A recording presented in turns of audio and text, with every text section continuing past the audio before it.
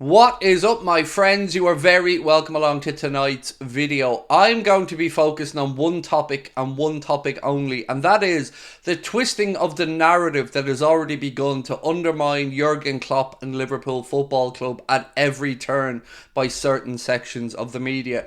I'm aware that this is going to be a divisive topic and that people are going to agree and disagree with what I have to say. But I hope by the end of this video I've put across my case, and I look forward to reading your comments below.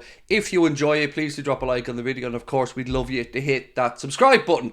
So let me start off with the obvious. Jurgen Klopp has today said that he would think that the best outcome in his mind would have been the game to be replayed. So let me start with that one point. Do I agree with Jurgen Klopp about the idea of a replay? Well, no. I don't, if I'm being truly honest with you. I believe that part of the integrity of sport is accepting the result of sport, even if that result is wronged. Now, of course, if you're talking about a situation with drug cheats or anything else, that's a different story altogether. But in this instance, do I want that game with Spurs to be replayed? No, I don't. And I don't think most Liverpool fans, and certainly the club itself, feel that way. You can make a valid argument that Jurgen Klopp is, of course, a huge part of Liverpool Football Club, but he also has his own personal opinions. And in that press conference, he was asked and led down the path to give his opinion. Not the fact from the club, not what the club have requested or are going to do, his opinion.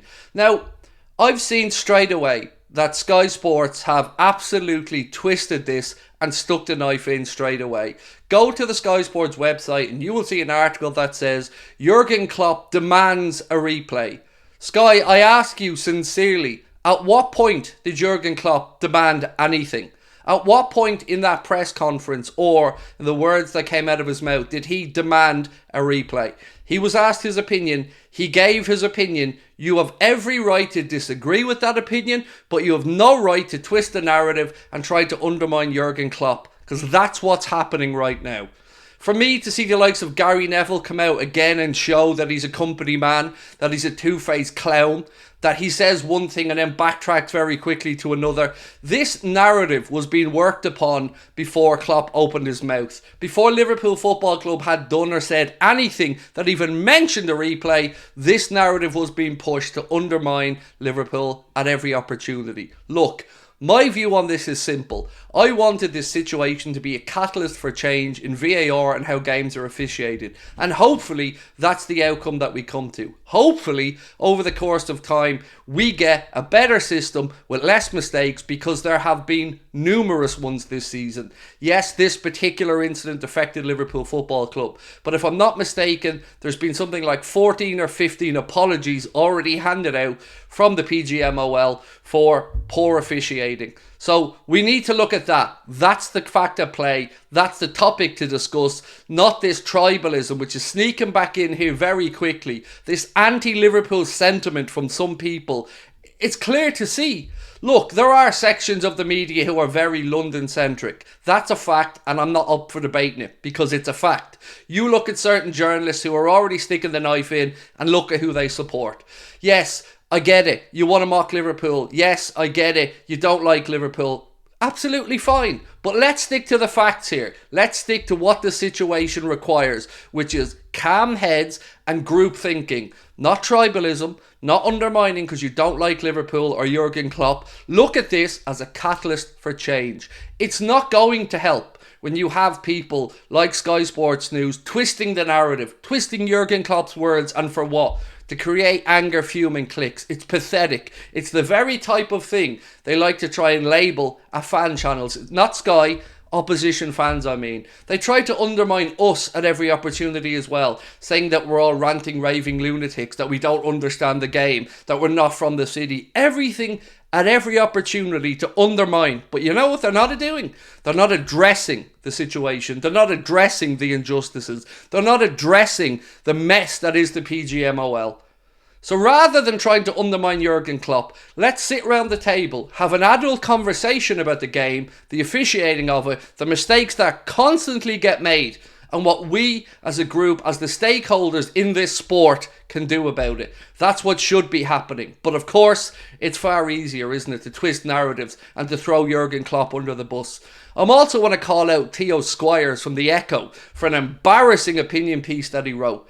That could have absolutely been written in Manchester. The state of that opinion piece, if you haven't read it, I probably would urge you to do it, but then again, I don't want people to read that tripe.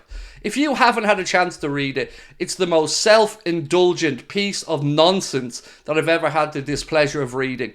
And again, why throw Jurgen Klopp under the bus?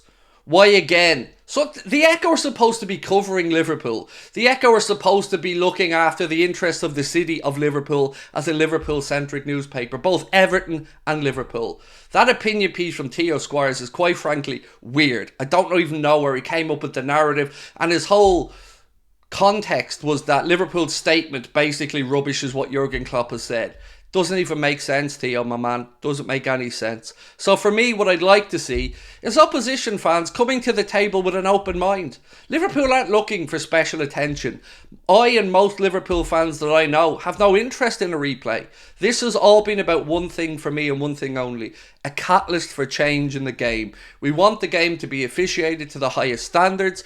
Premier League's the richest league in the world, the most watched league in the world, and the league that should be setting the example to the rest of the world for how things can be done. One thing I very much agree with Jurgen Klopp on, and I mentioned this in many of our streams, is that the referee could have gone over to the managers. Before Liverpool and Trent Alexander-Arnold took that throw in, the referee could have blown up, explained what happened to Ange Postecoglou and Jurgen Klopp, and maybe a resolution was found. Maybe it wasn't, we'll never know. But as I mentioned, that was the opportunity for the PGMOL's officials to step up, to rise above the letter of the law that everybody keeps hiding behind. Because yes, you can always talk about the letter of the law, but sometimes the integrity of the game, the sporting nature of the game, the beautiful aspects of the game can come to the fore. We've seen it before. Bielsa did it with Leeds. It was explained, a mistake was made, they allowed them to score. Something similar could have happened. It may not have, but we didn't get a chance to do that. We didn't get a chance to see a potentially beautiful moment that shows sportsmanship in its highest form. Instead, what we got is, can't do anything, and then they go in at half-time, find out they've made the mistake, and comes out in the second half and starts dishing out ghost yellows? Why are people only focusing on one aspect of this? This is about poor officiating from top to bottom.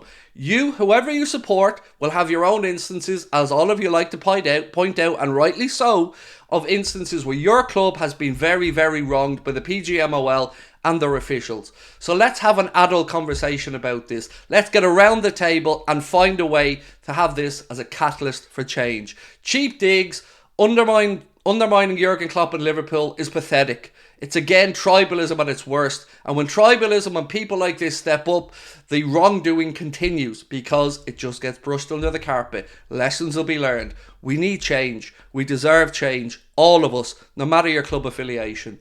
Thank you for watching. Hope you enjoyed the video. Looking forward to reading your comments. Much love. Bye bye.